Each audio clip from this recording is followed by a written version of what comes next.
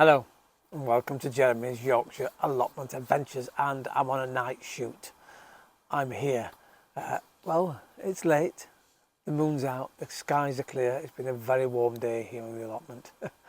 So sit back, relax, put your feet up, have a cuppa and well, enjoy this part of the show.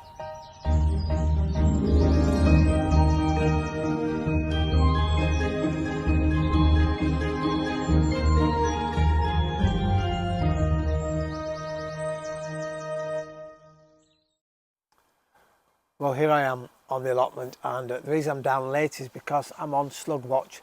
I've just wanted to come down and see how many slugs are here on the allotment, and well, believe it or not, there are hundreds of slugs on every single plant they can find. They're on it. My measures aren't working at the moment, but we're going to really have a go. I'm going to increase the number of slug traps I've got, so that means buying more yeast. Even some cheap beers. I think I might go down that route, because I've looked into buying nematodes, and nematodes at the moment seem to be very, very scarce and very rare things, and well, they're not available, a lot of them now, until June. So that's 2-3 weeks possibly before I can get hold of some nematodes in order to hopefully get rid of some of these slugs. I've seen some like gravelly stuff that you put around the base of your plants. But that's about £5 for a very, very small box. So that's quite an expensive route down. I have my wool blankets. I said the wool blankets are like a wool fur mat. I'm going to try those because slugs apparently don't like those. So we'll get those round. But the slugs are attacking everything. They're on my potatoes. They're on my leeks. Luckily, they're not on the strawberries. So, well, fingers crossed. We'll keep an eye on them, a very close eye on them. And I think they're the first things I'm going to try and protect. Because obviously, I had a little trouble with woodlouse last year, and so we put coffee grounds down, put cinnamon down, and that kept them at bay for a while. So it's really, really going to, I feel like I'm in such a B-movie horror film at the moment down here. It's very dark. I'm on my torch. I've got a really super bright torch, and I don't know what I look like. I've not looked at the footage yet, so I'm hoping I look okay and not too washed out. But it's quite exciting on Slug Watch. As I said earlier, and from the photographs, and here's a few photographs as you can see, they're on everything. I'm surprised they're actually on the potatoes. I've never had damage before from slugs. What I have to be careful of course, is they have to come out as soon as possible. Not now, obviously, but in a couple of weeks' time, and that's why I need to get some repellent down of some description. Because, of course, once the potatoes start to grow, if I've got lots and lots of slugs in the ground, they're just going to eat the potatoes, and I won't get any potatoes out. So we've got to really work fast on that. How and why have I got so many slugs? Well, I think it's the weather that's contributed to it. We've been very lucky at the moment because it's drying out. And well, I'm hoping we've got some hedgehogs here. I've not seen one for ages. I'm contemplating now really having a go at making a really good pond to encourage the wildlife, to encourage the frogs and the toads. Hopefully we've got some around here that will come and, well, help me to get rid of my slug pests. I was told today, actually, I was talking to a chap who's putting some raised beds in his front garden, actually. I was walking past, and he said there's some giant slugs about this long that actually eat other slugs. But the problem is those slugs also eat the plants, so it's like, I don't want a slug this big and get rid of all the others, but we'll get there, we'll get there. Luckily, I'm holding back on all the plants, so we're going to get those raised beds in. I'm going to get some matting at the bottom, some cardboard under it, and then get some weed cut so they can't come up from the bottom. The only way they're going to get into these raised beds, finally get round to doing them, is by going up the sides. Well, we'll get some of that copper tape around the top, and fingers crossed, that should stop it. Well, exciting. I'll see you in the daylight with the rest of the show when I film it in the morning and not late at night here on the allotment. If you can see this, look at this. This is my raspberry bush, isn't it? Fantastic. Brilliant stuff.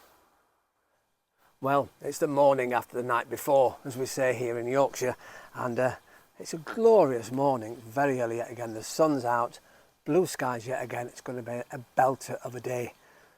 So, onwards and upwards, let's get at it, shall we? Here's one of my raised beds that I've got, and it's a pallet collar. It's what goes on top of pallets just to retain whatever's in it, and you can pile them up higher, so deeper ones, or you can have like this, a fairly shallow one, but you don't need much root when you're doing your tomatoes. And I'm going to put my tomatoes in here. I've got a beef tomato here. It's coming on really well. I'm very pleased. These have been in the greenhouse and they've just shot up recently. This is a cherry tomato, but it's one of those lovely dark reds, purple almost tomato. Really, really looking forward to that. It's actually classed as a chocolate cherry, and it's survived, which is brilliant. It's got a bit leggy because of course we went up and down with the weather and stuff. And this one here is an interesting one. Look at that. That's amazing. And I love it when you buy seeds and it comes with lovely labels too. This is what's called a determinate. Oh, I'm just checking. Make sure there's no slugs on here before I put them in. A determinate, which means it's more of a bush variety. It's not going to get very tall. It's going to be a bush out here. So I'm going to pop that in the middle of this raised bed here. These two, of course, are normal cordon varieties which grow straight up. And well, when you plant these into the soil, any tomato into the ground, for this one, for example, I'm going to plant it right up to the neck here, up to where this shoot comes out. And then all of this here, take these bottom leaves off, all of this will shoot out more lovely roots and it'll get really established, which would be great. Now, around about here, of course, you saw the photographs from last night. We had our slugs. Now, I've made my own mixture this morning, and here it is in this lovely homemade plastic jug. All it is some yeast, a little bit of flour to bind it together, hopefully, and some sugar. That's going to be continually mixed because actually I used cold water and I should have used hot water because that will help get rid of the sugar and help start the yeast off a little bit, because it's always nice to have a smelly yeast. Now, I've got 3 different containers that I'm going to pop around and we'll have an experiment. This was my first one, and of course look at how much I've got at the bottom. Almost a handful. It's too much, too deep, because you use a heck of a lot of mixture in this one. So I'm going to use that one, but I've made a new one out of a milk container. I've made it really close to the bottom because actually I've got very small slugs. Once they're in there, unfortunately, that's the end of the slug, but hopefully this will capture. I've also used one of these and they're split along the long side. That'll go into the ground right up until the bottom of our split, and then the slugs will open in. I'm going to pop those around to protect the plants that are already here. Get more and more of those over the next few days. Until, as I said last night, we can get some nematodes on the job. Now, lovely, lovely tomatoes. Don't forget, when you've got your tomatoes, nothing happening here at the moment, which is a lucky thing. In between, where you've got your V of your stems growing and your side shoots, often you get a little new side shoot growing there. Pinch those out. As soon as you see them, pinch them out. Because that'll, oh, in fact, there's one down the bottom here. What I'll do, I won't take that out yet. I'll take a photograph close up. You just pinch those out and get rid of those. It won't help your tomatoes in the end. In fact, it just takes away and takes too much energy off the plant. Once it gets so high, this year I'm going to top them, which means you take out the top and then it will start to bush out and it'll put all the energy then into giving you beautiful, fresh tomatoes. Well, I'm going to go off now and buy some new compost. The reason I'm saying new compost is because, of course, I've got all the slugs. I should stop going on about the slugs shortly. If I put old compost into here, then of course all I'm going to do is bring the slugs with me into this new area. So fill this with brand new beautiful compost, and then around the top here, as you see, I put a netting inside. That's to protect them from coming up through the bottom. We'll get some copper tape around the top here, and we'll keep a very strong eye open for the slugs. But I'm going to place all the way around here my traps in the hope of enticing, should we say, our little friends to go and have a swim. It's all about being on the floor in the sunshine. It's marvellous down here. We get right tan today on the allotment. Well, I'm down near my potatoes and look how they're doing. They're doing really, really well. They've all come up. 1 or 2 are a little slower than the others, but these here at this end, I'm really enjoying where they are. I can't wait to see what's below the ground. I will put some more soil around them, just a little bit around the bases now, but not too much. No longer interfere. They're deep enough. We should get lots, hopefully, of beautiful, beautiful, and they're called home guard potatoes. They're supposed to be prolific.